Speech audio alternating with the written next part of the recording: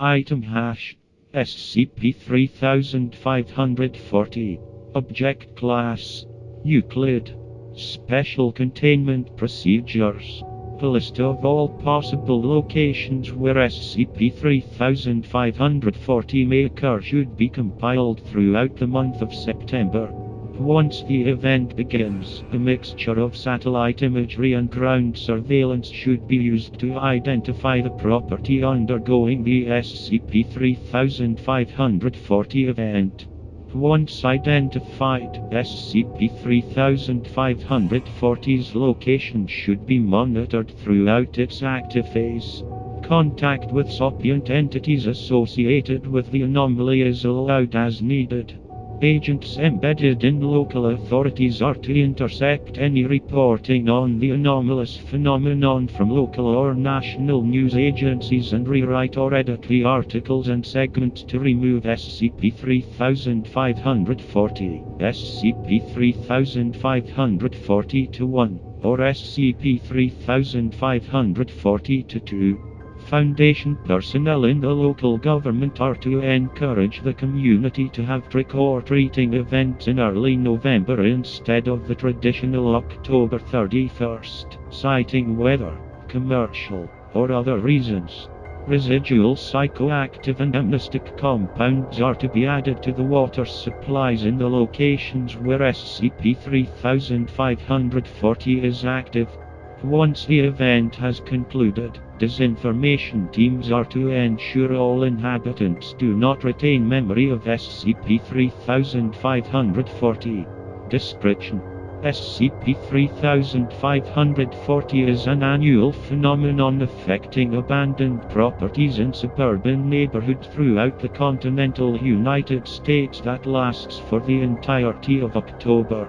A number of factors appear to correlate with where the phenomenon occurs, mostly pertaining to the demographics and location of the neighborhood, such as a low rate of crime, an above-average population of children below the age of 10, and a close proximity to both cemeteries and trendy or popular dining establishments.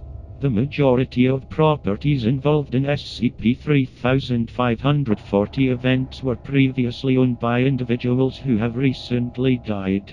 A house affected by SCP-3540 will begin to undergo a number of changes to both its internal and external appearance. Externally, a large number of Halloween decorations will appear in the yard and on the outward walls of the structure. Although the decorations mimic common store-bought materials, they are actually authentic, non-synthetic articles. The house will also appear to undergo a full renovation and restoration throughout the SCP-3540 event, despite no actual work or construction observed. Internally, the house will manifest furniture in the rooms, dark curtains on the windows, and appropriate appliances for general living and welfare.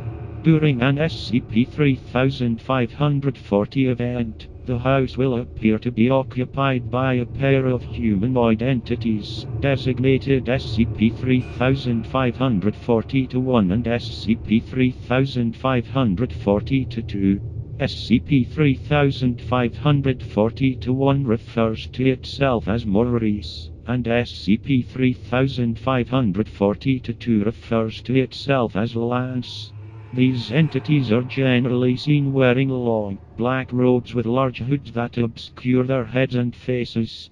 The entities cannot be physically seen during the day, but after sunset, they will manifest in various parts of the house and will engage in typical household chores and common activities, including cleaning, preparing and consuming meals, folding laundry, and data expunged. SCP-3540-1 and SCP-3540-2 are amiable with staff and will often invite them in for dinner.